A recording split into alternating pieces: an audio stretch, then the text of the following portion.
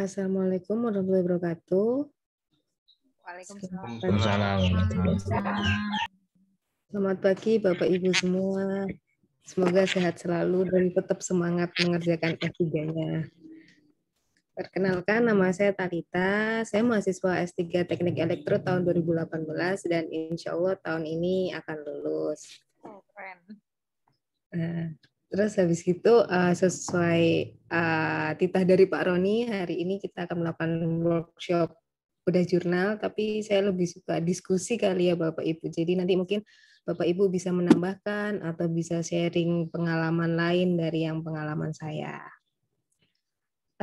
Saya langsung buka jurnalnya saja nggih Bapak Ibu.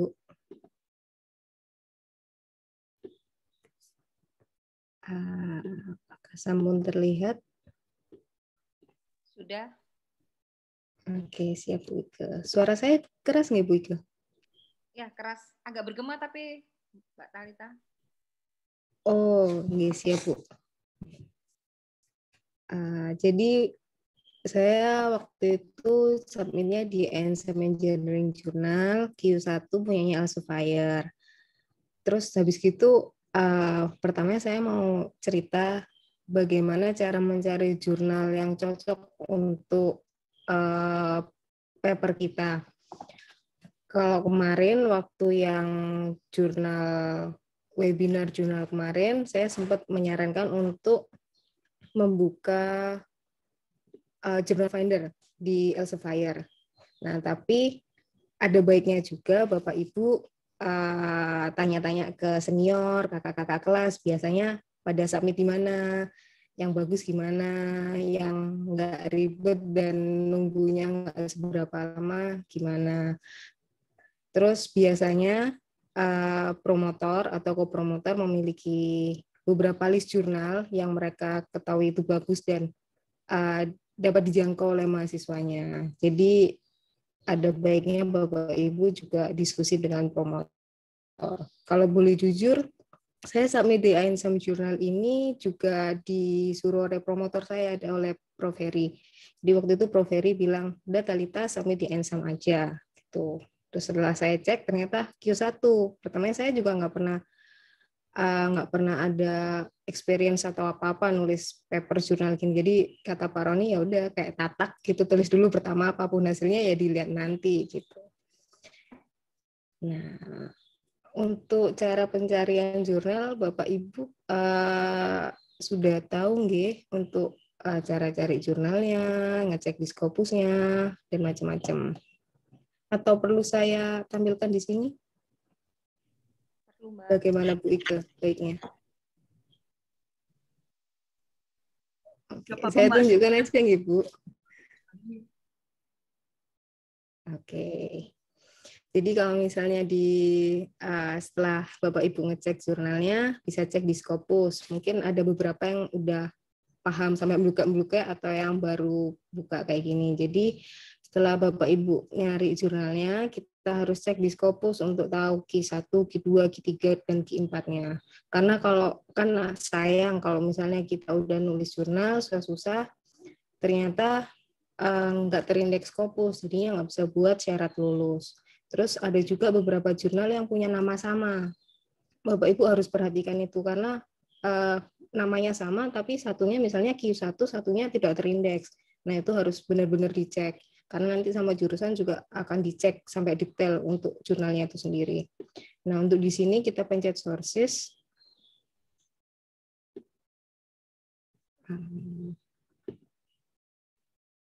Nanti di sini ada title, ada subjek area, publisher, atau ISSN.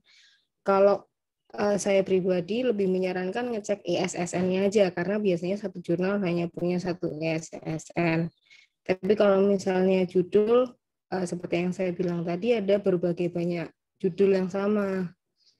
Seperti itu. Jadi, misalnya saya coba buka INSAM, di situ ada ISSN-nya. Atau kalau misalnya Bapak Ibu tahu nama jurnalnya, bisa langsung ditulis di sini saja, misalnya INSAM, lalu dicari. Nanti apabila ada dua, Bapak Ibu harus mengecek dua-duanya yang benar yang mana yang sesuai soalnya dari situ kita bisa ngecek publishernya. Dan biasanya publishernya berbeda walaupun title judul jurnalnya sama. Terus ini untuk Scopus coverage year-nya, ini yang harus diperhatikan, apakah dia masih Q1, Q2, Q3, atau dia udah discontinue. Kadang ini ada tulisannya misalnya dari 2010 sampai 2015 aja.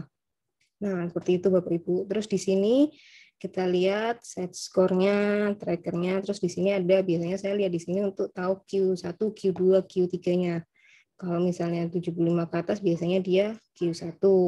Kalau misalnya di bawah 50 sampai 75 Q2 dan seterusnya.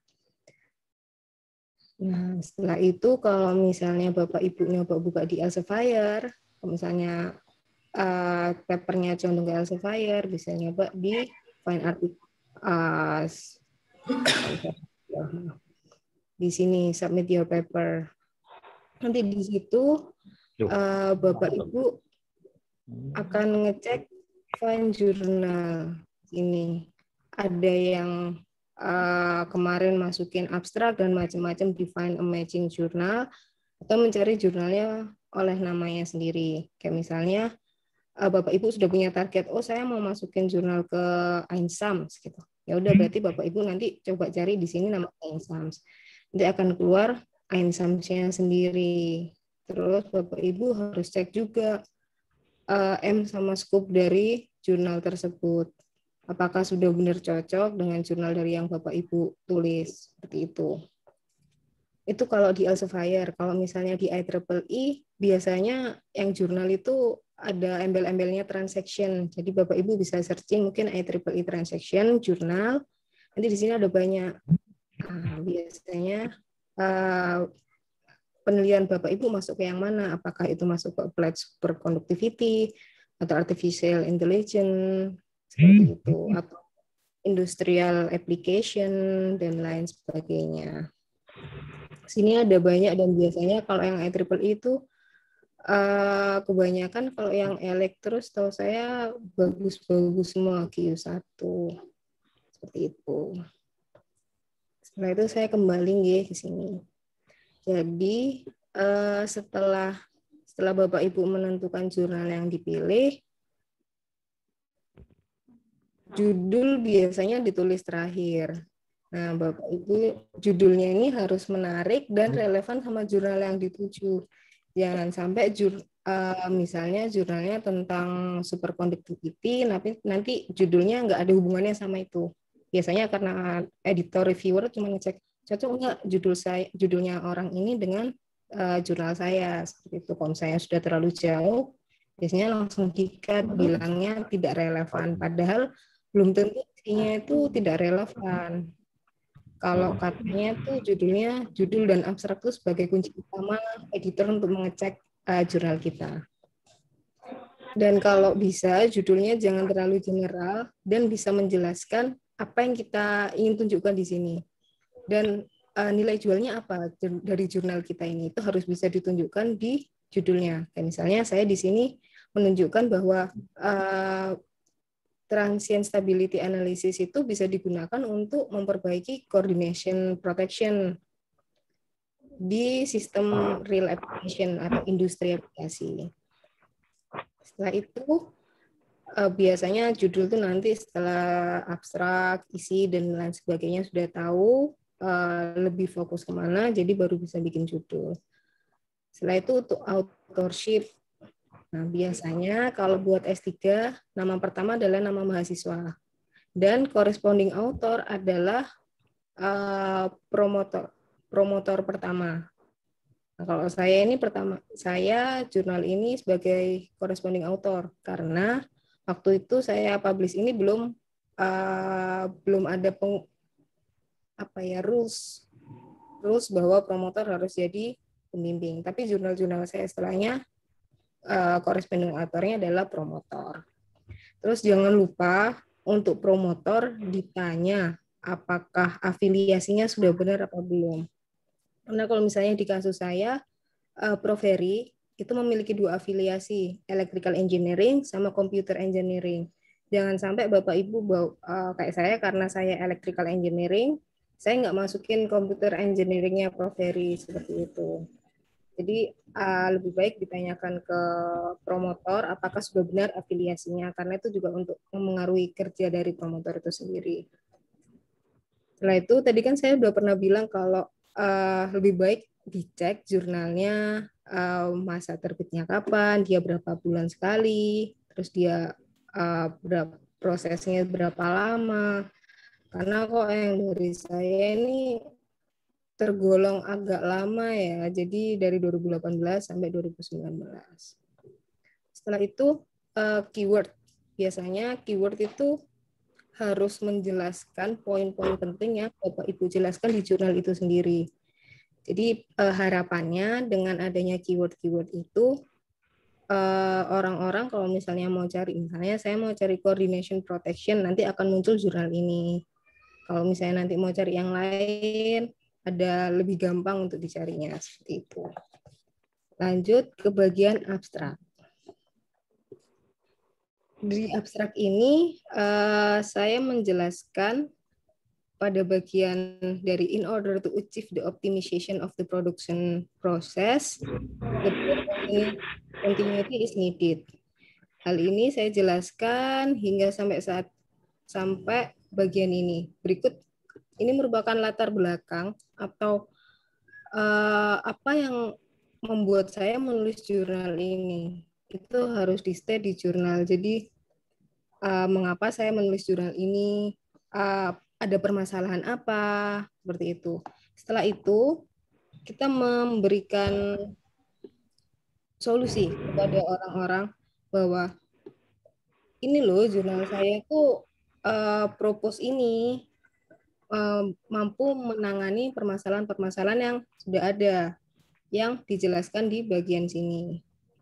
Nah, jangan lupa untuk hasil atau paper yang dipropose, ada baiknya diberi angka atau kuantitatif. Misalnya, di sini saya menyebutkan bahwa frekuensi dan voltage dari sistem saya itu setelah menggunakan propose method yang saya ajukan, itu sebesar 100,04% dan 100,01%. Jadi di sini saya membuktikan pertama kepada editor dulu dan pembacaannya bahwa propose method saya itu nggak kaleng-kaleng atau bisa dipakai dan hasilnya itu memang bagus, seperti itu. Kalau kita cuma menulis frekuensi dan voltage-nya akan naik dan stabil kembali. Kadang ada beberapa orang kayak stabil kembali, emang berapa nilainya? Emang bisa terpercaya? Dan lain sebagainya. Jadi ada baiknya untuk ditulis. Setelah itu introduction section. Jadi di introduction tuh biasanya kita membahas tentang latar belakang masalah dan jurnal-jurnal sebelumnya. Di sini saya di bagian pertama sini saya menjelaskan latar belakang masalah mengenai relay yang dipakai. Jadi tujuan jurnal ini saya ingin saya menambahkan suatu relay atau suatu koordinasi proteksi yang mana itu belum pernah digunakan sebelumnya, dan relay ini atau sistem proteksi ini bisa menanggulangi masalah-masalah yang sudah ada. Seperti itu. Jadi di bagian ini saya menjelaskan secara umum latar belakang masalah yang ada. Jadi biasanya misalnya overcurrent relay itu dipakai secara umum seperti ini. Nah, overcurrent relay ini bisa dipakai, ini dipercaya dapat memperbaiki sistem apabila terjadi gangguan. Tetapi di sini saya harus menjelaskan, tetapi pada beberapa kasus relay ini atau sistem proteksi ini nggak bisa bekerja seperti itu. Dia tidak bisa bekerja karena apa? Di sini saya menjelaskan karena adanya non-linearity pattern dari sistem. Seperti itu. Paragraf ini sudah menjelaskan latar belakang secara umum. Setelah itu kita masukkan definition of problem and motivation. Beberapa jurnal memang tidak ada poin 1.1 mengenai definition of problem atau motivation. Waktu kemarin saya juga nggak ada, jadi langsung introduction full plong gitu. Tapi sama reviewernya diminta untuk menambahkan section-sectionnya biar lebih jelas. Nah, di sini saya menjelaskan di bab poin 1.1 ini apa permasalahan yang ada dan apa sih yang membuat saya menulis jurnal ini, apa tujuannya dan untuk apa sih jurnal ini, apakah bisa dipakai seperti itu. Jadi saya menjelaskan permasalahannya di bagian ini. Pertamanya jangan lupa untuk mensitasi beberapa akar dari masalah yang Bapak Ibu dapatkan. Ya, setelah itu, saya menjelaskan di sini bahwa as the power network become larger and more complex, the reliability and continuity of the system are very hard to achieve. Jadi inti permasalahannya adalah dengan kompleksnya sistem yang ada, yang sekarang, itu akan membuat lebih goyang atau seperti itu. Nah, di sini juga menjelaskan bahwa pada kedepannya distributed generator itu akan masuk dalam suatu sistem besar. Akibatnya sistemnya menjadi tidak stabil. Nah, di sini poinnya mengapa seperti itu. Setelah itu saya state di bawahnya, maka dari itu hal ini perlu diperbaiki dengan cara nanti saya jelaskan di bawah seperti itu. Hal ini harus diselesaikan untuk mendapatkan sistem yang lebih baik dan lebih kuat di sistem yang ada atau real plan industry. Nah, ini dijelaskan sini, maka hal ini memotivasi autor untuk menulis jurnal ini dan dipublikasikan sehingga orang-orang lain apabila menemukan hal serupa mereka nggak perlu searching lagi atau cari lagi bagaimana caranya. Jadi mereka tinggal baca jurnal ini, mereka jadi paham. Oh ternyata kalau misalnya permasalahannya itu solusinya ini seperti itu. Setelah itu selesai, kita masuk ke bab 1.2 atau literatur review. Di literatur review kita menjelaskan bagaimana penelitian-penelitian sebelumnya yang sudah ada. Di sini Bapak Ibu menjelaskan bagaimana penelitian-penelitian yang sebelumnya itu menyelesaikan masalah yang kita sudah state di atas tadi. Dan apakah penelitian-penelitian sebelumnya itu mampu memberikan hasil yang baik. Seperti itu. Dan apa yang membedakan penelitian-penelitian sebelumnya dan penelitian yang Bapak Ibu ajukan.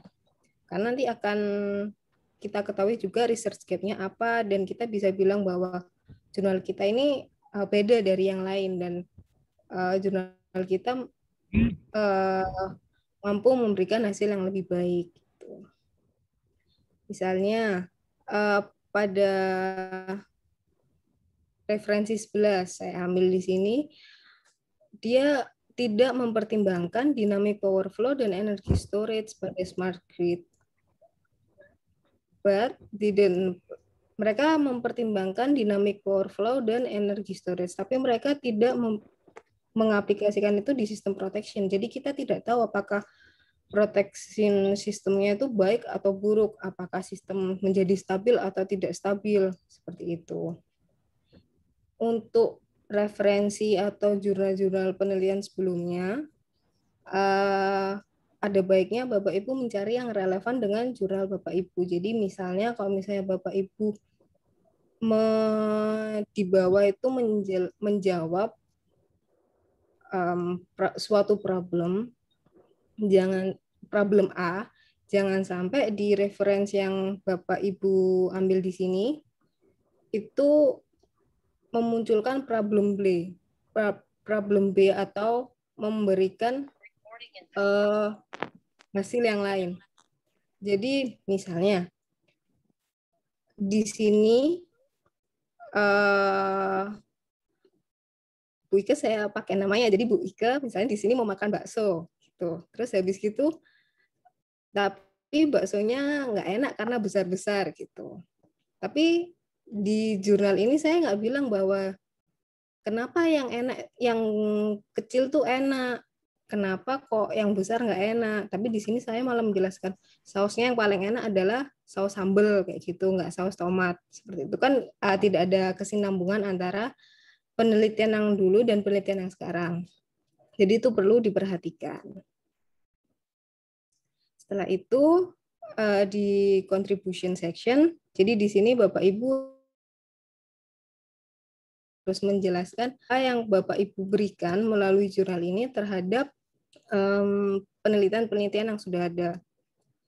Jadi di sini saya menjelaskan bahwa in this paper, di jurnal ini, saya menggunakan relay atau sistem proteksi yang sebagaimana reverse power, under frequency, under voltage, dan ini itu dikoordinasikan dengan baik dengan menggunakan transient stability analysis. Setelah itu, di sini Bapak Ibu juga disarankan untuk men-state bahwa karena kalau saya ini kan real application dan waktu itu sudah pernah dicoba dan benar-benar bisa berfungsi untuk propose metodenya itu. Jadi saya di sini men-state bahwa dengan menggunakan propose method yang saya ajukan di sini, sistem kelistrikan yang di Indonesia yang saya pakai ini itu masih berfungsi dengan baik hingga sekarang dan tidak ada permasalahan. Seperti itu. Ya. Terus yang terakhir jangan lupa untuk memberikan paper organization. Jadi di sini akan mempermudah reviewer, editor, dan pembaca untuk mengetahui section 2 tentang apa, section 3 tentang apa, begitu pula sampai section terakhir. Di bab kedua, Bapak Ibu biasanya menjelaskan permasalahan atau dasar teori dari jurnal, dari propose method yang Bapak Ibu berikan. Jadi misalnya kok di jurnal ini saya menceritakan dasar teori mengenai power system stability itu apa, terus mengapa dibutuhkan itu, terus bagaimana cara-caranya. Dan di sini saya juga men-state bahwa karena saya mengaplikasikan ini di real plan application, jadi saya harus menunjukkan standar yang ada. Di sini saya pakai standar dari IEEE, dan kalau misalnya di Indonesia, ini di convert ke sini. Seperti itu. Jadi ada dasaran penting yang digunakan untuk menyelesaikan permasalahan yang ada. Jadi nggak serta-merta cuman menyelesaikan masalah tanpa ada dasar yang jelas dan emang sudah ada, seperti itu. Di sini saya juga menjelaskan apa yang dimaksud dengan relay protection, overcurrent relay, mengapa dibutuhkan overcurrent relay, dan biasanya dia sebagai basic protection system, terus standar-standarnya bagaimana, seperti itu. Begitu juga relay-relay lain yang saya pakai, relay atau sistem proteksi lain yang saya gunakan di jurnal ini. Ada under frequency, ada under voltage, dan reverse power. Di sini juga saya menjelaskan di akhir bab 2, menjelaskan bahwa in this paper, the coordination, jadi saya mengkoordinasikan beberapa relay tersebut, ditunjukkan di gambar 1. Dan saya harus menjelaskan bahwa gambar 1 itu apa, bagaimana cara membaca gambar 1 ini, dan bagaimana gambar 1 bisa menjawab permasalahan-permasalahan yang ada. Setelah itu, bab ketiga, problem formulation. Jadi di problem formulation ini, bagaimana kita menjelaskan kepada editor dan reviewer bahwa permasalahan ini beneran real, nggak diada-adakan, dan bagaimana cara memperbaikinya. Jadi di sini menjelaskan secara umum permasalahan yang ada di paragraf 1. Di sini saya menjelaskan, saya menggunakan sistem ini yang ditunjukkan pada gambar 2, di mana ini merupakan kelistrikan dari suatu industri di Indonesia yang terkoneksi dengan suatu sistem kelistrikan nasional atau PLN, di sini disebut grid. Di sini saya menjelaskan sistem ini isinya apa saja, berapa generator, berapa bebannya, seperti itu, dan bagaimana mereka cara kerja dari sistem itu sendiri. Di sini saya menjelaskan. Setelah itu, jangan lupa di state bahwa permasalahan yang ada dari sistem itu, apa yang terjadi. Kalau misalnya di sini saya cerita, apabila terjadi gangguan, di sini. Ketika terjadi gangguan di sistem A, karena di sini saya nggak boleh menyebut itu PLN atau itu pabrik A, pabrik ini. Jadi kita sebutnya sistem A dan sistem B. Itu tidak akan ngefek ke sistem yang lain, tapi begitu sistem B yang rusak, maka sistem A itu akan ngefek. Tapi sistem A itu nggak bisa berbuat apa-apa, nggak bisa mengubah sistemnya PLN seperti itu. Jadi misalnya pabrik pabrik A nggak bisa mengubah dari setting dari PLN karena PLN sudah fix. Tapi bagaimana caranya pabrik A itu bisa mengatasi masalah yang ada tanpa perlu mengganti apapun di PLN seperti itu. Di sini dijelaskan dengan jelas dan singkat dan padat bagaimana permasalahan itu ada dan itu benar-benar mengganggu. Setelah itu di sini dijelaskan this paper propose a method to adjust. Jadi di sini untuk adjust relay karena beberapa previous teknik itu nggak bisa menyelesaikan masalah ini. Di sini adalah kita menunjukkan keterbaruan dari jurnal yang kita propose. Setelah itu dilakukan pemodelan sistem. Pemodelannya seperti apa? Pemodelan generatornya. Setelah itu pemodelan dari setiap kontrol-kontrolnya di dalam dan lain sebagainya. Jadi ini bab ini dan ini merupakan pemodelan dari kontrol. Setelah itu di bab 3.1 saya menceritakan bagaimana saya menunjukkan kepada editor, reviewer, dan semuanya bahwa ini loh hasilnya kalau misalnya tidak diperbaiki dengan yang saya ajukan, seperti yang dulu-dulu. Jadi di sini dapat dilihat bahwa sistemnya nggak stabil. Kita tunjukkan dengan beberapa gambar atau tabel yang mampu merepresentasikan bahwa itu benar-benar jelek hasilnya seperti itu. Jadi saya di sini menjelaskan mengenai frekuensi, mengenai tegangan, dan rotor angle. Jadi di sini bilang bahwa oh ternyata dia bakal turun terus nilainya karena adanya permasalahan yang sudah saya state tadi di atas. Jadi mereka percaya bahwa oh iya ya ternyata benar hasilnya bakal jelek seperti ini, seperti itu. Setelah itu, seperti Bapak Ibu lihat di sini kan ini akan turun terus. Setelah itu di bab selanjutnya adalah result and discussion. Di bab ini kita menunjukkan superiority dari proposed method kita bahwa itu bisa menjawab pertanyaan dari bab 3 atau problem formulation. Bagaimana proposed method kita itu bisa membuat gambar ini yang awalnya turun dia tuh menjadi naik lagi. Apakah itu bisa? Nah, di sini kita jelaskan bahwa misalnya di sini saya bilang backup relay is needed to ensure the stability and safety of the power system. Nah, setelah itu kita jelaskan pada kasus ini apa yang terjadi seperti ini. Apabila relay yang di atas diaktifkan nilainya berapa, terus akan membuat seperti apa, seperti itu. Nah, setelah dilakukan simulasi dan analisis, di sini kita dapat lihat bahwa sistemnya kembali menjadi stabil di sini. Hal yang ini adalah saat dia tidak stabil, namun setelah diberikan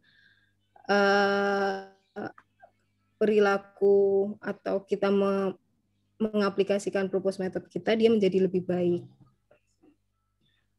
Begitu juga rotor angle dan macam-macamnya. Jadi di bab 4 kita menjelaskan bahwa propose method kita itu memang baik seperti itu. Tadi kalau di atas tentang frekuensi, yang ini tentang under voltage. Dan itu akan, karena saya di sini fokusnya apabila menggunakan frekuensi, voltage, dan overcurrent biasa itu nggak bisa, jadi saya menjelaskan, ya memang bisa awalnya, tapi sistemnya itu tetap nggak stabil. Dengan cara apa? Dia tetap turun nilainya, seperti ini. Maka dari itu, karena saya akhirnya mempropos suatu relay baru yang dinamakan reverse power relay, di sini saya menjelaskan reverse power relay is used. Kenapa? Karena overcurrent relay, under frequency relay, dan under voltage relay itu nggak bisa memberikan best performance untuk di protection system.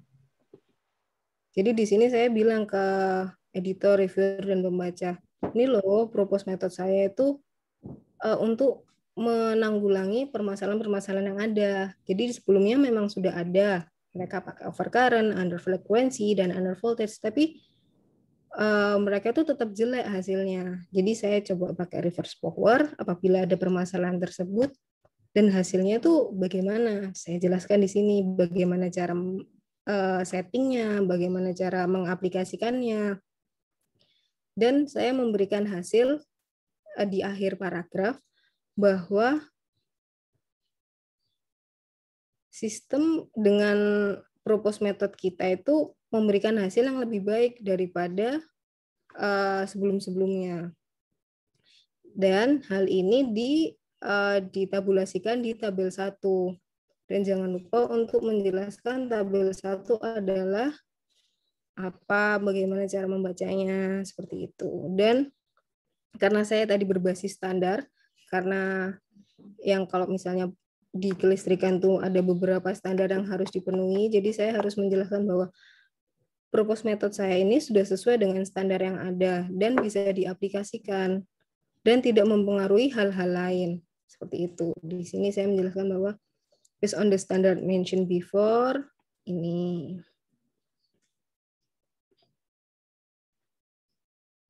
Setelah itu, saya jelaskan kembali mengapa propose method saya, si reverse power itu bisa memberikan yang terbaik. Di sini menjelaskan bahwa after installing this relay, the problem is solved and the system become stable in normal condition. Ini poin pentingnya, bahwa dengan pakai relay tersebut atau dengan metode ini itu problem yang ada itu telah terselesaikan dan sistemnya itu kembali stabil. Terakhir itu ada conclusion, biasanya ditutup dengan conclusion. Jadi kalau di conclusion tuh biasanya Bapak Ibu baiknya menjelaskan secara umum latar belakangnya bagaimana awalnya, mengapa Bapak Ibu menuliskan jurnal ini, itu dijelaskan di sini. Karena biasanya kalau orang-orang untuk baca paper review atau mencari jurnal-jurnal yang mereka butuhkan untuk studi atau macam-macam, biasanya kan kita bacanya judul, abstrak, dan conclusion dulu, baru lihat isinya. Apabila abstrak, judul, dan conclusionnya udah sesuai, biasanya orang baru baca isinya seperti apa. Jadi pastikan bahwa judul, abstrak, sama conclusion Bapak Ibu di jurnal itu bisa menjual dan membuat orang tertarik untuk membaca. Jadi di sini saya menjelaskan mengenai latar belakang mengapa saya menulis jurnal ini dan pentingnya penelitian tersebut dilakukan. Di sini saya mesti bahwa in some case relay ini tidak dapat bekerja karena beberapa alasan seperti bla bla bla bla. Hasilnya tidak stabil. Saya bilang di sini tidak stabil. Maka dari itu, karena adanya permasalahan tersebut, jurnal ini propose a new method atau propose sesuatu mengenai protection system dengan menambahkan another relay. Di sini kita jelaskan apa saja relay yang ditambahkan. Nah, tetapi karena under voltage, under frekuensi itu tidak cukup, saya tambahkan reverse power relay di sini. Jadi di sini adalah propose method kita apa dan mengapa kita menambahkan propose method itu sampai di sini. Nah, di sini menjelaskan bahwa within the simulation, the proposed method can handle the problem according to the IEEE standard, and the system remains stable when the disturbance happen. Jadi, kita menunjukkan kepada mereka bahwa proposed method kita itu benar-benar bisa dilakukan dan benar-benar bisa diaplikasikan sesuai dengan standar yang ada. Setelah itu, kita menunjukkan hasilnya bagaimana. Seperti yang saya state tadi di abstrak, bahwa misalnya ini frekuensi sama tegangannya dia naik segini, menjadi segini setelah ditambahkan proposed method itu. Nah, di sini saya juga menjelaskan bahwa sistem proposed method yang saya ajukan di jurnal ini sudah diimplementasikan di Indonesia sejak 2016.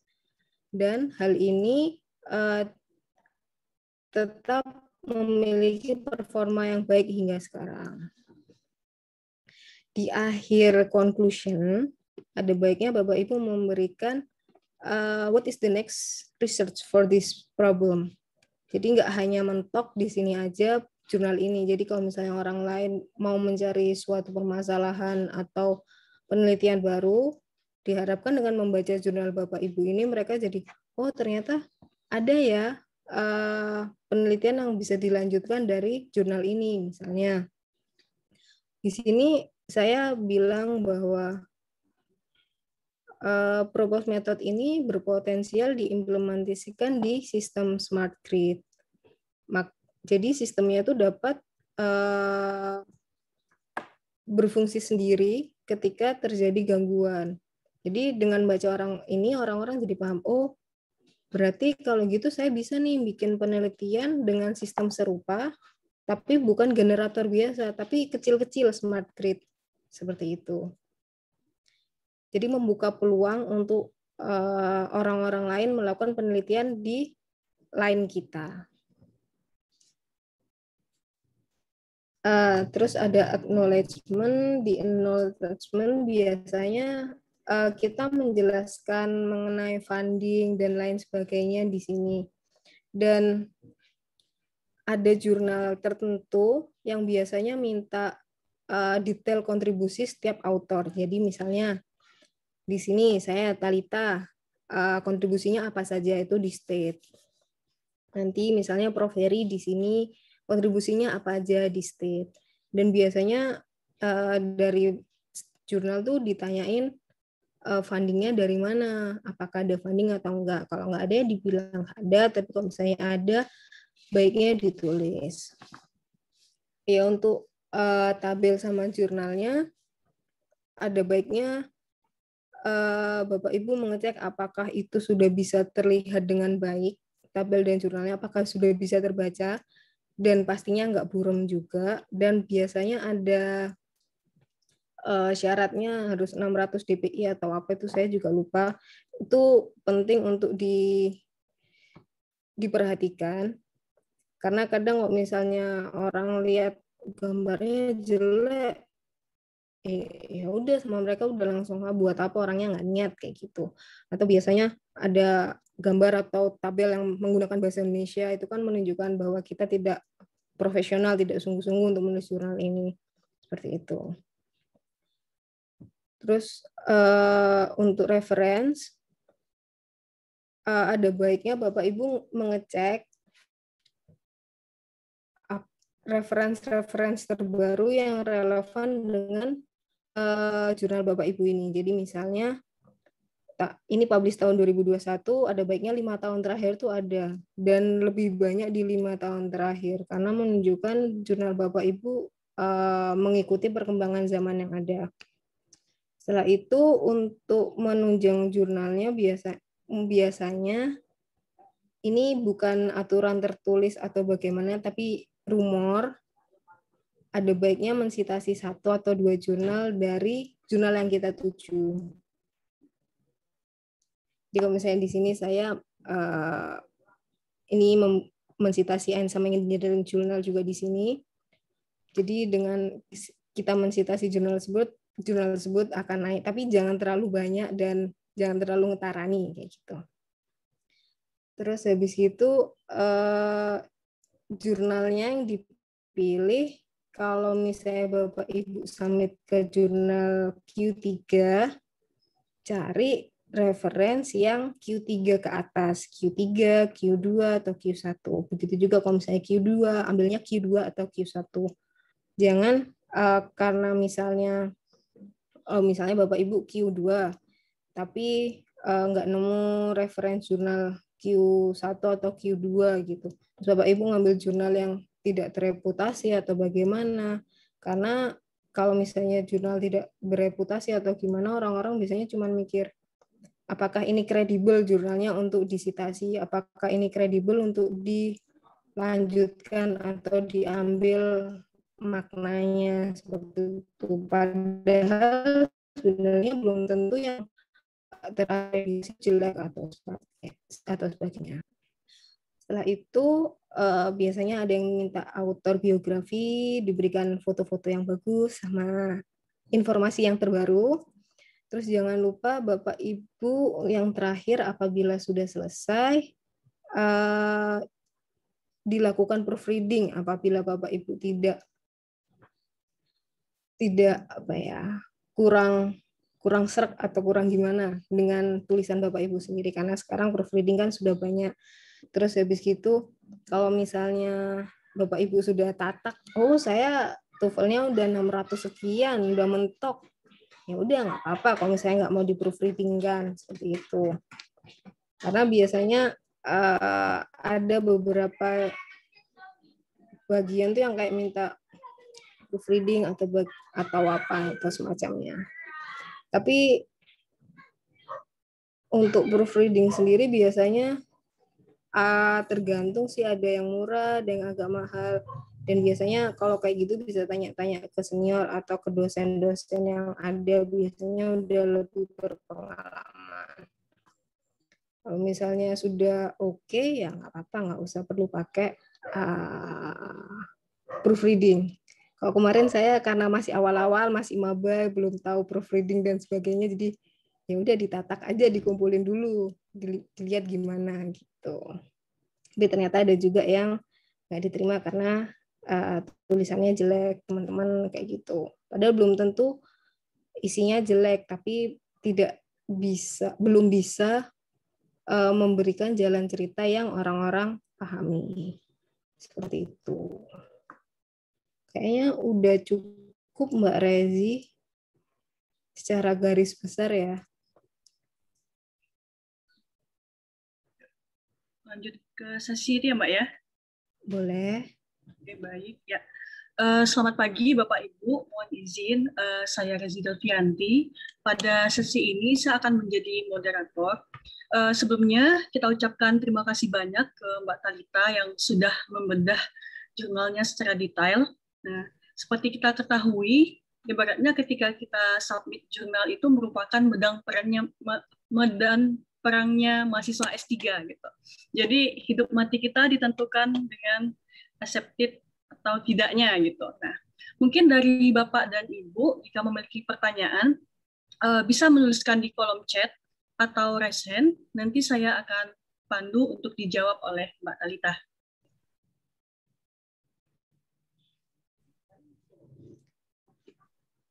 Atau mungkin Bapak Ibu ada yang mau juga sharing pengalaman tentang publish jurnal di mana gitu kan. Saya ini di Elsevier atau mungkin di IEEE ada syarat-syarat yang lain seperti itu.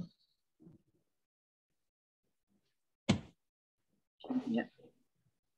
Ada bagi Bapak Ibu yang boleh. Saya stop share. Raise hand atau menuliskan di kolom chat. Nah, ini Mbak Talita ada Mas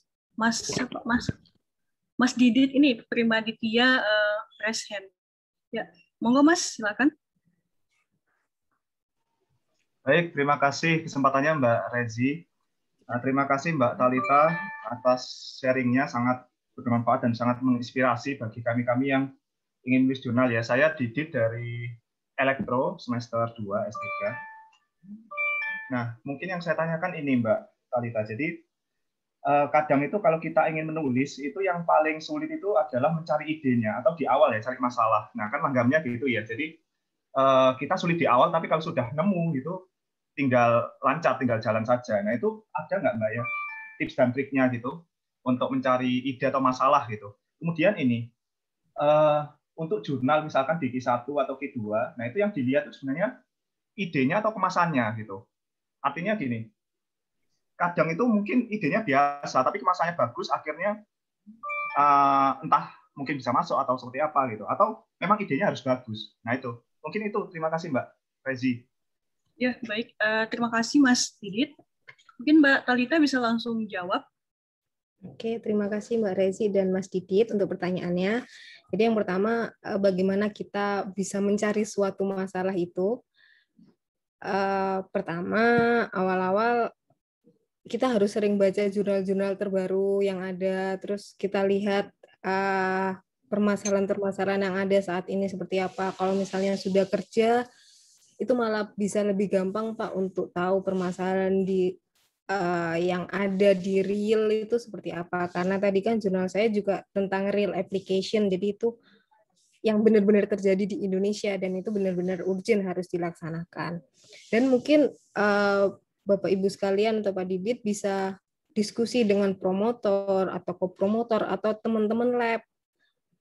Apakah sedang hits apa sih masalah yang ada saat ini dan itu sudah ada yang mengatasi atau belum, seperti itu. Jadi bisa sharing, tukar pikiran, bagaimana permasalahan yang ada atau informasi-informasi saat ini. Terus karena kita nggak mungkin kita baca jurnal banyak banget. Jadi misalnya saya baca jurnal A, B, C, nanti Mbak Rezi bacanya D, E, F. Jadi kita bisa sharing antara saya dan Mbak Rezi. Oh Mbak, kalau di jurnal A, B, C seperti ini. Nanti Mbak Rezi, oh kalau di F kayak gini Mbak. Terus, oh berarti itu masalahnya seperti ini ya. Seperti itu. Terus untuk pertanyaan yang kedua, untuk masalah ide dan atau kemasan, menurut saya dua-duanya harus bagus ya Pak, kalau misalnya mau jurnal Q1 atau Q2. Tapi kalau misalnya idenya biasa pun, Bapak Ibu juga harus bisa menjelaskan kepada pembaca dan pertama editor, pastinya editor dan reviewer bahwa ide ini itu bagus dan bermanfaat. Jadi ditunjukkannya kemanfaatan dari ide tersebut. Dan hal ini bisa dibuktikan bahwa ide ini bisa menyelesaikan masalah-masalah yang ada, nggak cuma ide aja terus habis itu solusinya cuma seadanya seperti itu. Jadi kan orang kok baca udah idenya kayak gini, solusinya kayak gini doang, terus buat apa gitu. Apalagi kalau misalnya kemasan atau penulisannya kurang menarik. Jadi kayak misalnya Bapak Ibu baca novel atau komik gitu kan pasti kayak awalnya tuh kayak harus menarik untuk dibaca sampai selesai. Nah, itu bagaimana cara kita membuat orang-orang tuh tertarik membaca tulisan kita. Seperti itu, Pak Didit. Semoga bisa menjawab, Pak Didit. Bagaimana Pak Didit? Apakah sudah? Iya, terima kasih Mbak Talita menjawab. Jadi artinya memang kita perlu banyak diskusi mungkin ya dengan promotor, senior-senior gitu ya. Karena kalau kita baca jurnal juga, kalau ini ya agak sulit ya kalau berapa jurnal gitu. Iya. Ya, kemudian yang kedua tadi terkait ini ya, berarti harus dua-duanya memang ya, dari kemasan dan juga ininya ya, idenya harus bagus gitu ya. Iya, Pak Didit. Iya, terima kasih Mbak Talita, Mbak Rezi. Atau mungkin mau menambahkan sedikit Pak Didit. Jadi kalau permasalahan mungkin Pak Didit dengan ikut konferensi-konferensi yang ada, jadi tahu bahwa di luar sana tuh orang-orang melakukan apa, dan kadang kan kita bertemu dengan orang baru, terus kayak diskusi di universitasmu lagi bahas apa, lagi problemnya apa aja, gitu. Jadi mungkin kita bisa menemukan suatu ide-ide baru atau masalah-masalah baru dengan diskusi dengan orang-orang yang katakanlah stranger ya, kalau misalnya di conference seperti itu, apalagi international conference. Seperti itu Pak Didit. Sampun Bu Rezi. Ya, baik, terima kasih Mbak Talita dan Mas Didit. Selanjutnya ini Mbak ada pertanyaan di kolom chat dulu sebelum kita ke Pak Mustafa. Ini dari Pak Indra Budi. Mohon izin bertanya, untuk implementasi relaynya Mbak Talita tadi dipasang di mana ya? Terima kasih. Terima kasih Pak Indra Budi. Untuk yang tadi, sebentar saya coba share screen. Jadi di sini saya state juga mana ya?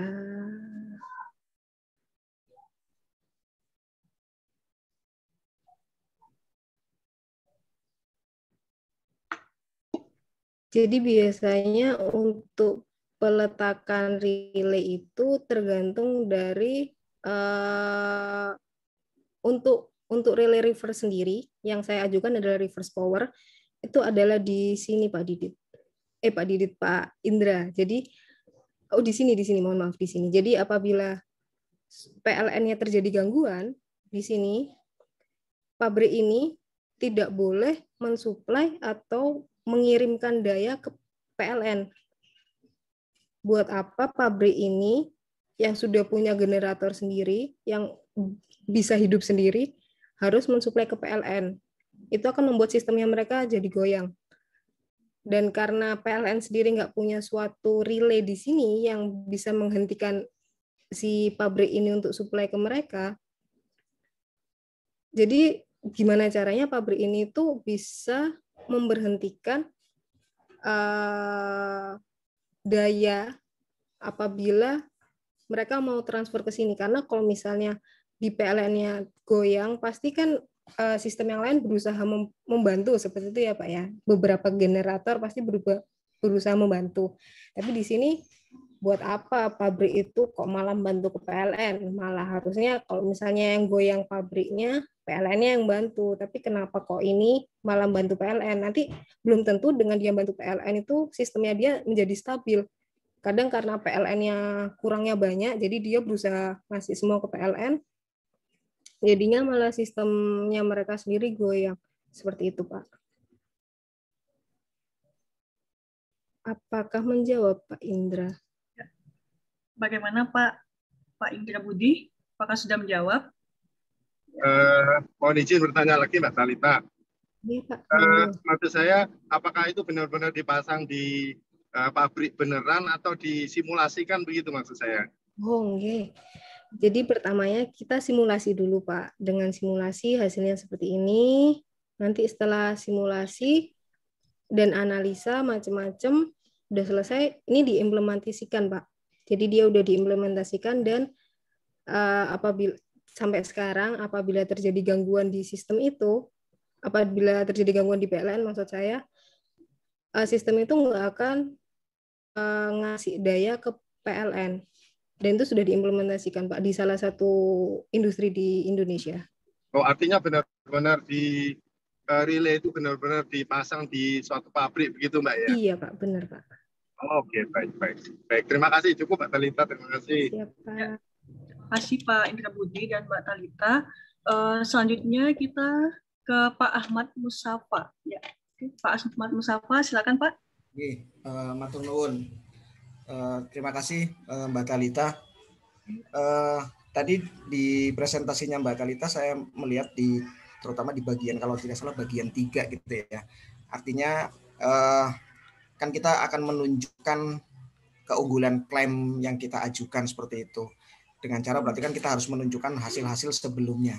Nah, yang ingin saya tanyakan adalah ketika kita menunjukkan dari paper-paper sebelumnya atau penelitian sebelumnya yang sejenis yang memang belum menggunakan metode seperti yang kita unggulkan, kan ada beberapa paper yang kita acu.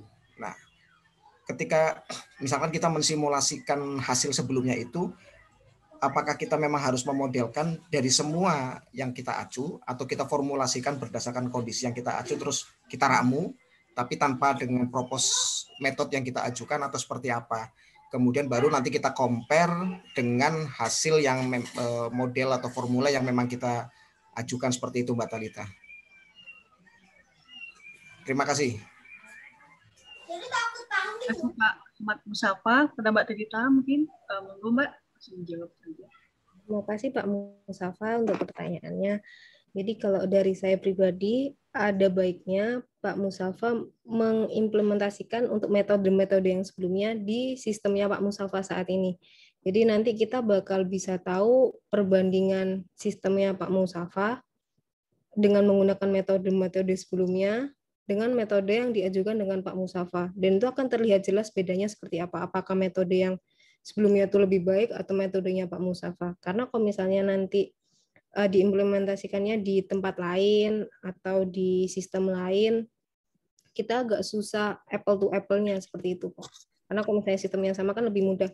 Oh, ternyata kalau misalnya pakai metode sebelumnya atau metode A, nilai misalnya tentang CCP-nya 0,1 gitu. Nanti ternyata dengan metodenya Pak Musafa, ternyata CCP-nya bisa naik 0,2 seperti itu. Jadi kita bisa membandingkan apple to apple gitu Pak Musafa. Berarti artinya satu persatu kita compare gitu ya Mbak Talita. Jadi dari setiap paper itu semuanya kita formulasikan ke model kita, kemudian kita compare dengan yang kita propose gitu satu persatu. Misalkan kita taruhlah yang sejenis ada 5 nih paper utama yang sejenis dengan atau yang setipe dengan yang kita ajukan seperti itu. Di compare-nya satu persatu atau mungkin secara general seperti itu maksud saya. Gitu, Pak.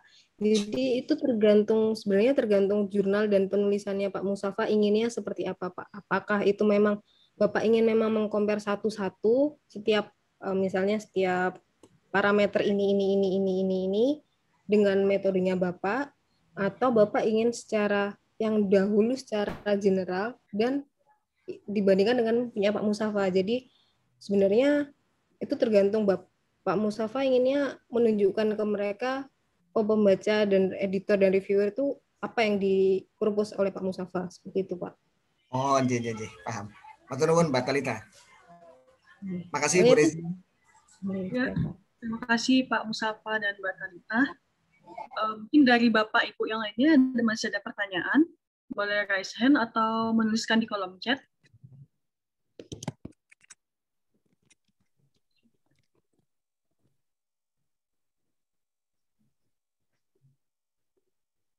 Mumpung kita diberi kebebasan untuk bertanya ke Mbak Talita, jadi mungkin kita manfaatkan.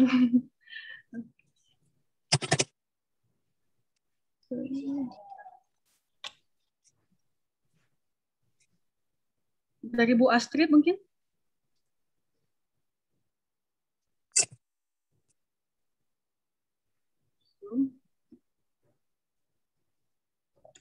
Masih belum ada pertanyaan.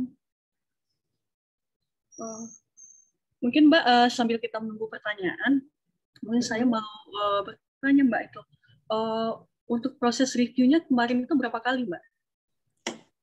Oke, makasih Mbak Rezi. Jadi waktu yang Elsevier ini saya 2 kali review. Jadi pertama sama mereka dibilang, oke, jurnalnya bagus, tapi untuk saat ini belum bisa memenuhi syarat untuk publish di jurnal ini seperti itu. Terus diberi beberapa revisi sama mereka, dikasih rentang waktu juga. Jadi ada pentingnya Bapak Ibu untuk ngecek sistem jurnalnya atau email sering-sering kalau misalnya habis publish submit jurnal, karena mereka biasanya via email atau via sistem. Setelah itu saya masukkan kembali Mbak. Jadi habis itu sama mereka di-review lagi. Dan ternyata masih ada revisi lagi. Revisi kedua sama mereka. Dan nanti habis revisi lagi, setelah revisi kedua, saya submit. Alhamdulillah waktu itu baru di-accept. Tapi itu juga tergantung jurnalnya Mbak. Ada yang sampai 3 kali.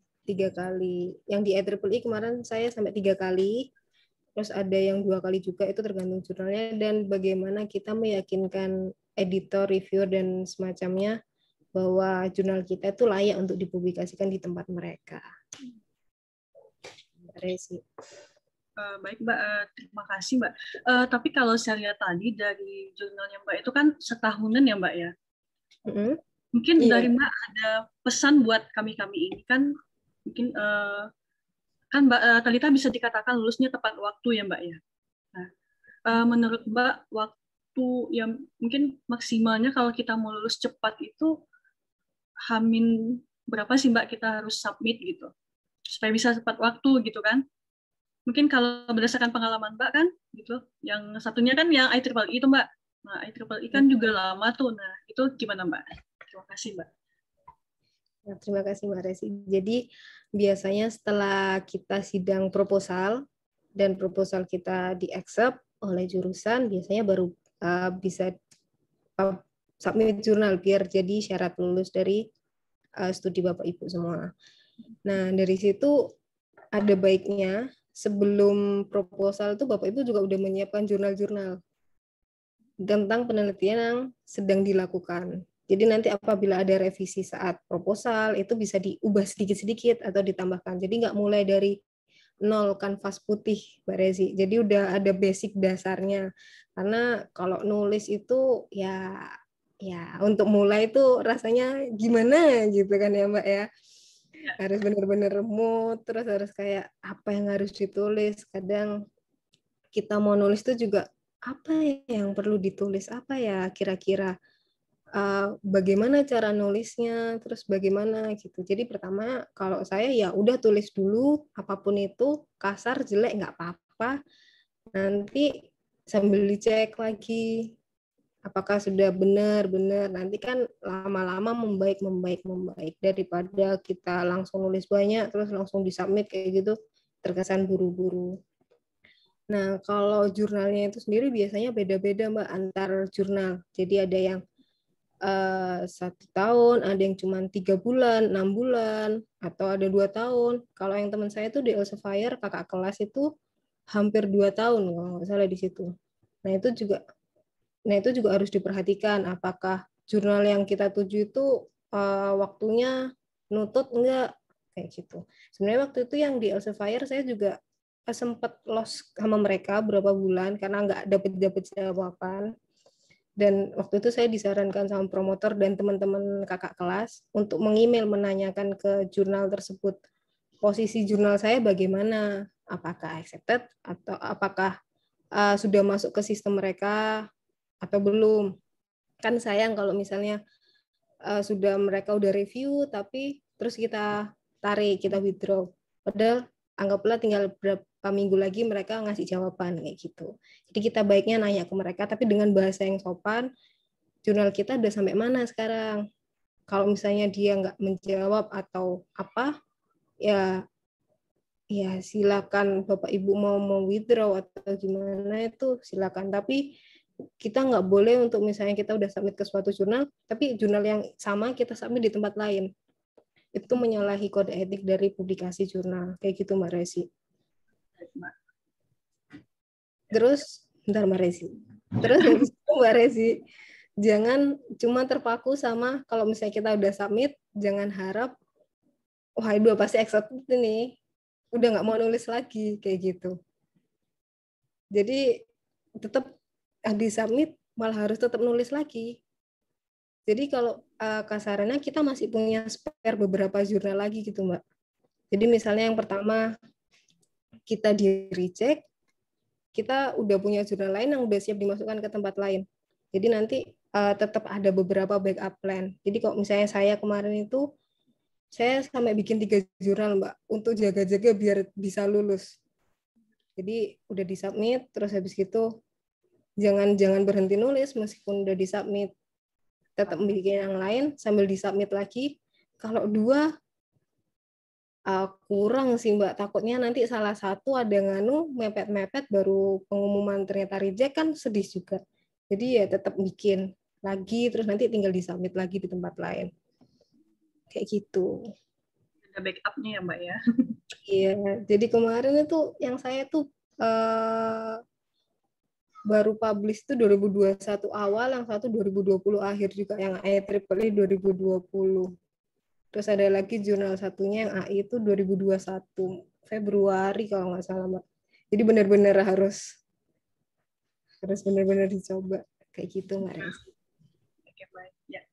Terima kasih Mbak Talita atas penjelasannya. Ini udah ada beberapa pertanyaan Mbak di kolom chat. Yang pertama kita jawab dulu dari Pak Hanugra. Izin bertanya, apakah di setiap jurnal disediakan template dalam bentuk latex? Monggo Mbak. Terima kasih Pak Hanugra untuk pertanyaannya. Jadi biasanya beberapa jurnal itu ada template buat Word dan LaTeX. Tapi biasanya untuk misalnya lebih jurnal yang lebih ke komputer itu hampir dipastikan ada LaTeX-nya. Tapi kalau jurnal yang Power itu biasanya agak jarang untuk ada LaTeX-nya. Jadi itu benar-benar tergantung jurnalnya itu sendiri, Pak. Bagaimana Pak Nung, bagaimana Pak? Karena kalau saya sendiri, saya jujur saya pakainya Word aja, Pak. Kalau Bapak Ya, Ibu. terima kasih. Soalnya lebih enak pakai latex daripada Word. Kalau Word itu penataannya kan kadang suka lompat-lompat sendiri ya natanya. Kalau di latex itu otomatis. Gitu. Beda itu aja sih sebenarnya sih. Ya, makasih jawabannya Mbak Talita.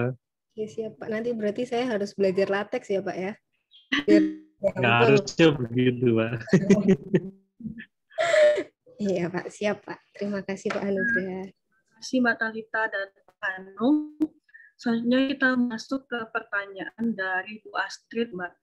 Izin bertanya, untuk biaya jurnal berapa ya, dan publish berapa lama setelah pengumuman accepted? Terima kasih. Ya, Mbak. Ya, terima kasih Bu Astrid. Jadi untuk biaya jurnal yang punya saya yang Q1 ini alhamdulillah free Bu. Meskipun dia open access, saya juga tahu gimana ceritanya bahwa jurnal saya dibiayai oleh Ainsam University. Jadi kalau misalnya Bapak Ibu cek sekarang, Ainsam itu memang open access dan berbayar. Tapi waktu itu saya nggak tahu gimana ceritanya, saya dengar dari mereka bahwa your processing fee is free dan akan ditanggung oleh Ainsam University. Seperti itu, Bu. Dan jurnal beda-beda untuk biayanya. Untuk Elsevier sekitar 600-an gitu. Untuk IEEE biasanya gratis, Bu. Itu mungkin bisa dicek di sana di IEEE. Cuman beberapa ada yang memang harus masuk ke conference dulu, terus baru di-update ke jurnal, atau yang ada langsung jurnal. Terus untuk yang publikasi berapa lama setelah pengumuman accepted, itu nggak lama, Bu. Jadi kalau nggak salah, sebentar, saya itu saya sekalian share screen aja deh.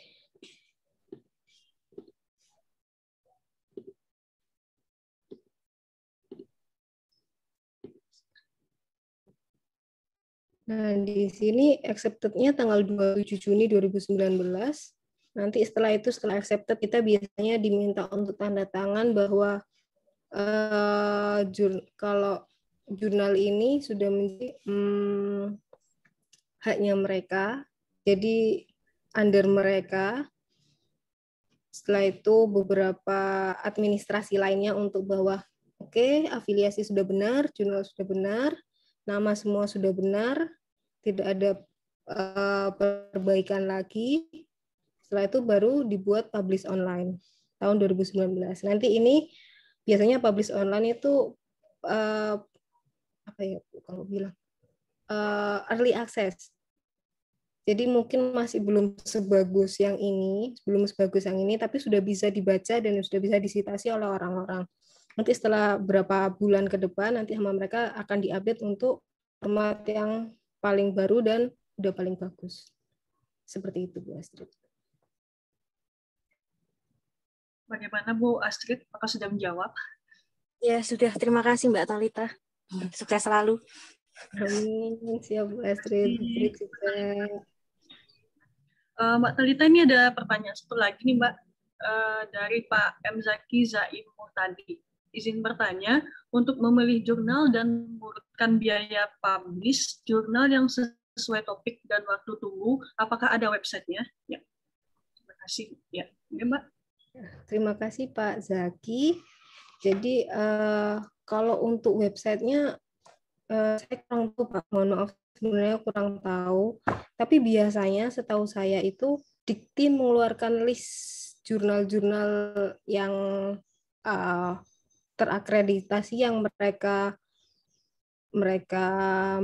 oke.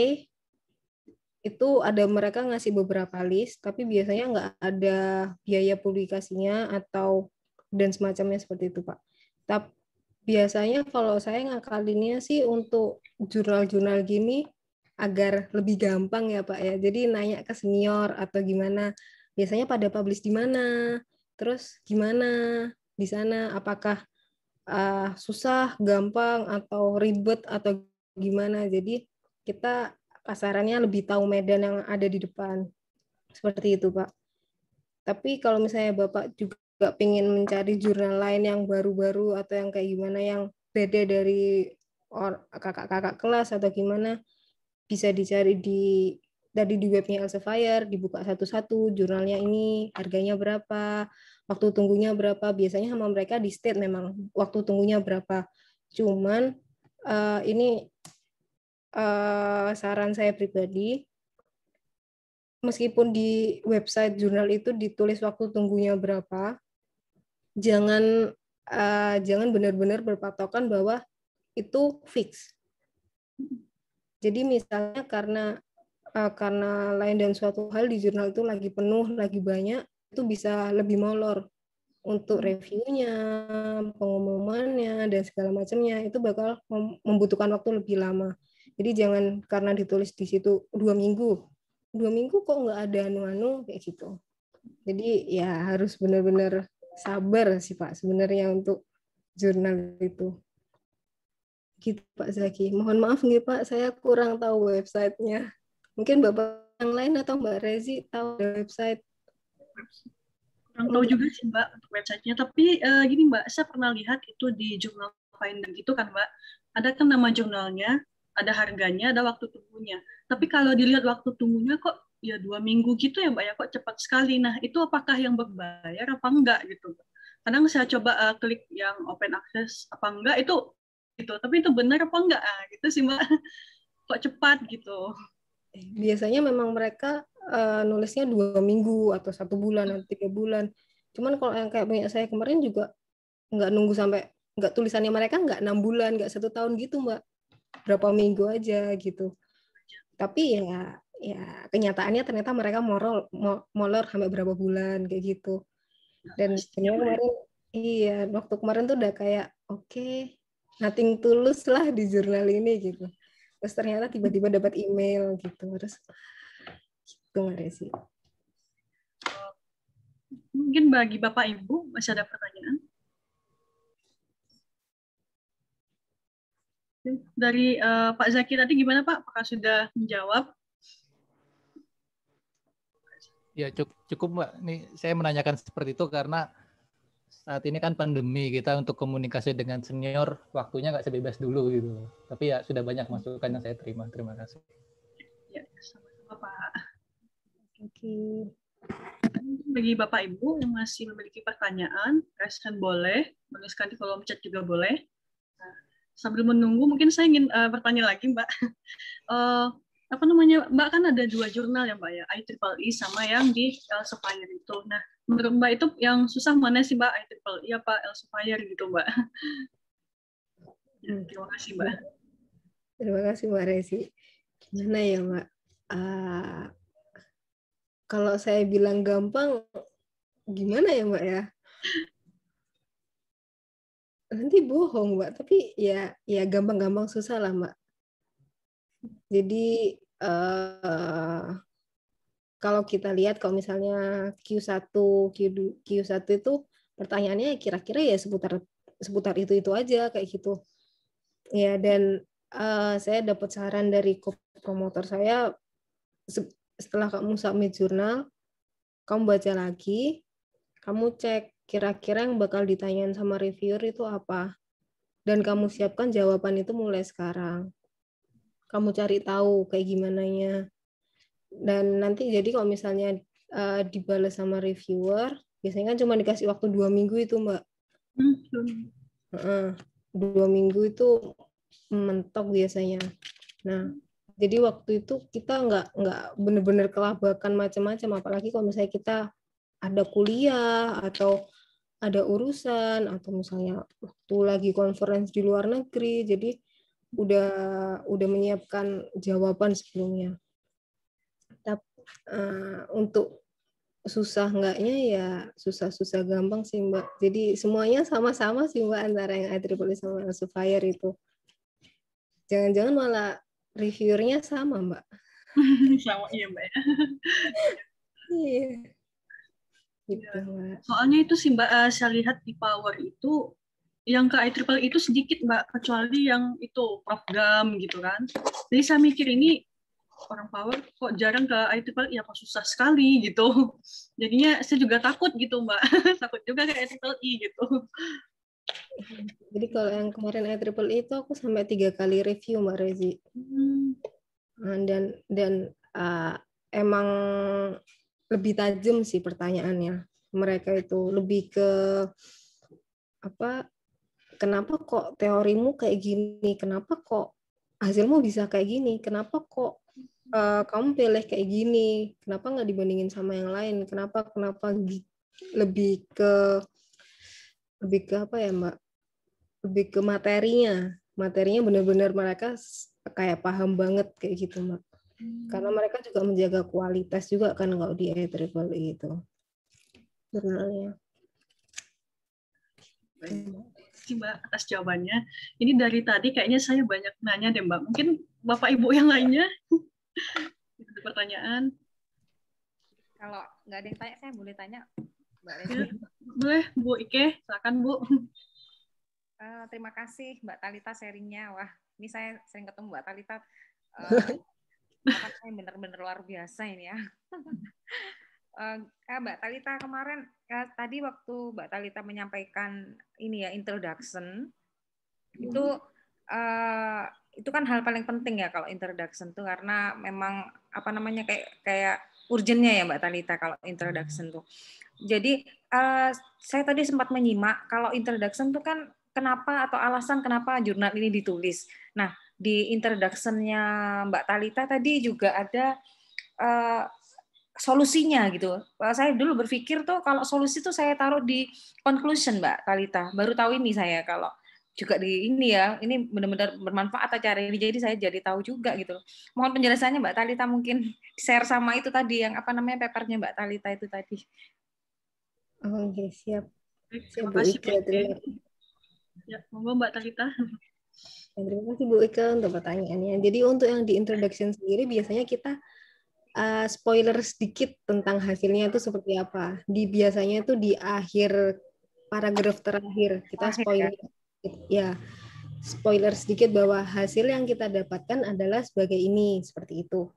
Nah, untuk biasanya kan kalau Bu Ike lihat di jurnal saya yang ini terbagi-bagi itu Bu, ada 1.1, 1.2, 1.3, 1.4.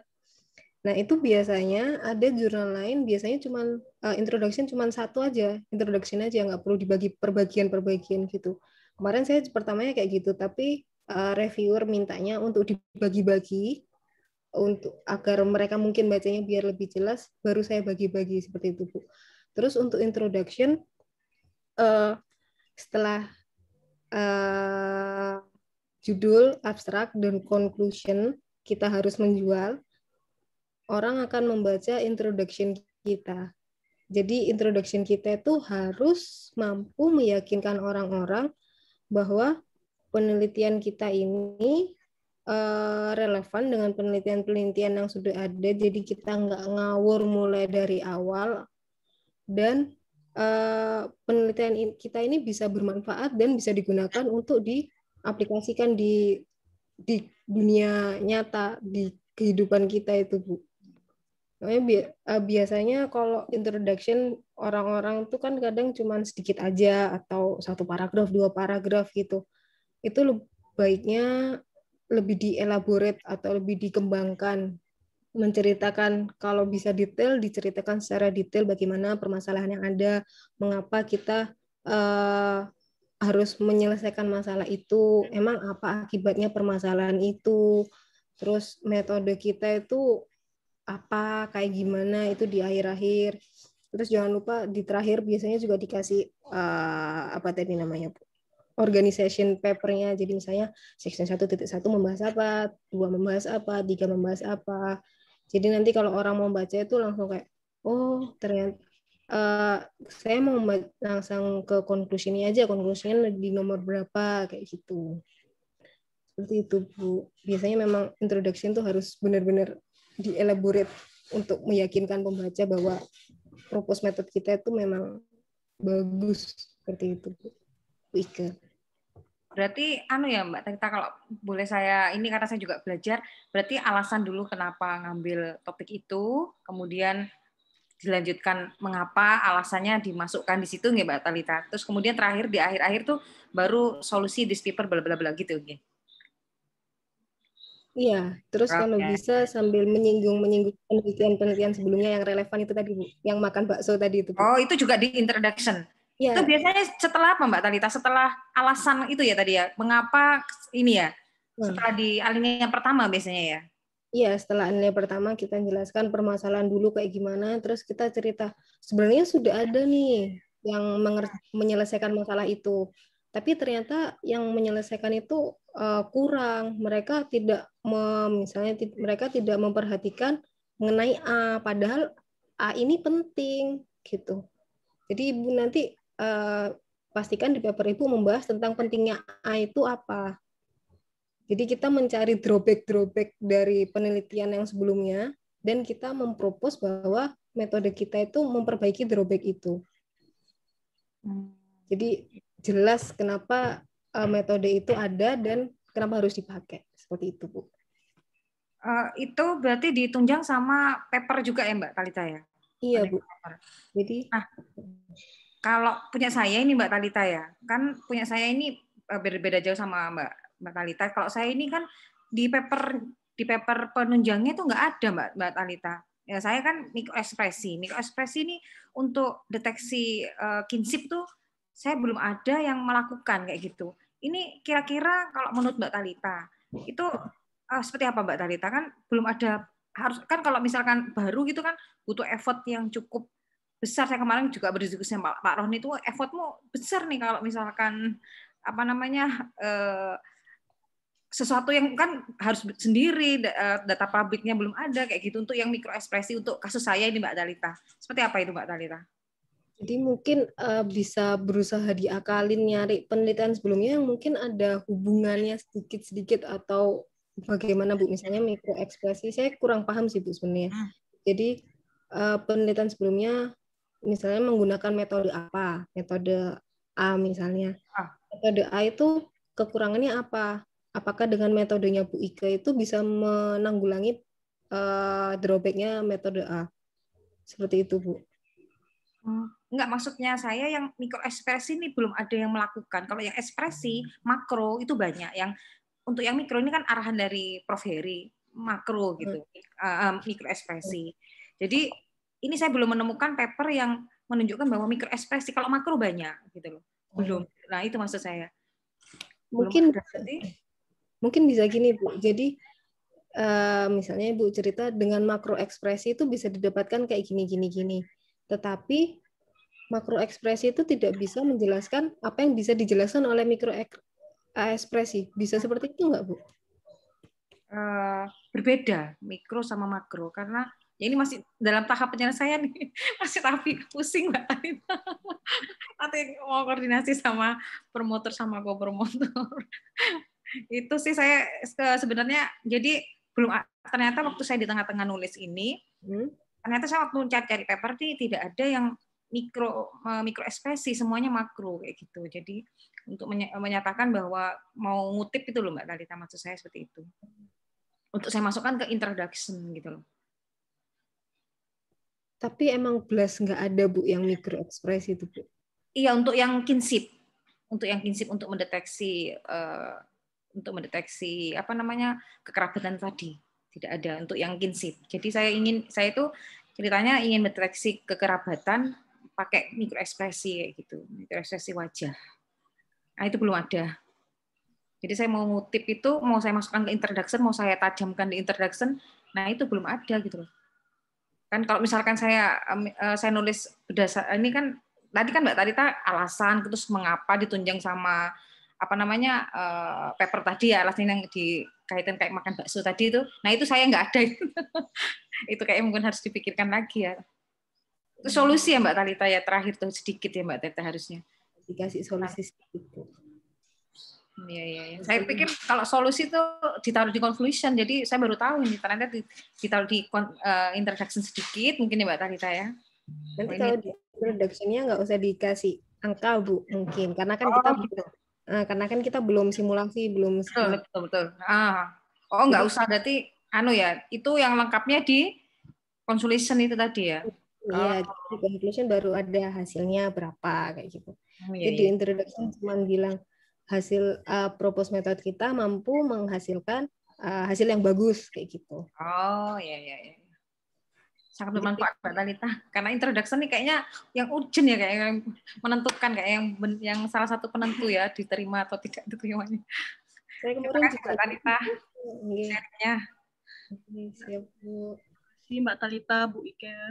Ya, mungkin dari Bapak Ibu yang lainnya masih ada pertanyaan. Mumpung kita diberi kesempatan ini, terima kasih sekali nih kepada Pak Roni yang telah memfasilitasi. Semoga ini berlanjut sampai kapanpun ya Pak. Karena bagus sekali ini Pak. Ya nanti kita regulerkan. Juga tidak perlu terlalu ribet gitu ya. Kemarin kelihatannya sawangan bayangannya acaranya ribet, ini buat yang gampang aja gitu ya. Oke, nggak apa-apa kalau sudah tidak ada mungkin bisa di close, tapi harapan semoga yang lain tetap sehat di masa seperti ini. Luar biasa mengerikan di luar sana. Jadi kita berkumpul di sini yang happy gitu dan bermanfaat gitu.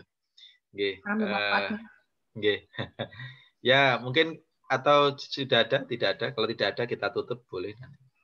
Tidak ada nggih. Oke, baik. Kalau tidak ada, saya tutup sampai di sini. Terima kasih kepada Talita sebagai narasumber luar biasa hari ini. Kepada Bu Rezi, terima kasih jadi moderator juga luar biasa. Juga Bu Ike, ya seperti biasanya ya jadi host Zoom. Nanti meningkat lagi jadi narasumber lain kali ya berikutnya ya. Ya, baik. Salam sehat Bapak Ibu sekalian. Kuncinya tadi ya, kalau saya bisa tarik kesimpulan dari punya Talita, tahap 1 adalah membuat paper ya toh. Nah, habis buat paper dikirim, habis dikirim ditolak kan gitu, habis ditolak dikirim, habis itu ditolak lagi, habis itu dikirim lagi, kemudian baru diterima. Nah, kalau Bapak Ibu sekarang itu buat paper aja belum, berarti Bapak Ibu sudah membayangkan berapa perjalanan harus ditempuh lagi kan gitu. Nah, kemudian kalau Bapak Ibu itu sudah ditolak, berarti sudah mendekati diterima gitu. Ya, jadi tahapannya begitu. Ya, tetap semangat Bapak Ibu sekalian dan tetap sehat. Oke, baik, saya tutup sampai di sini. Terima kasih, salam sehat. Assalamualaikum warahmatullahi wabarakatuh. Waalaikumsalam warahmatullahi wabarakatuh.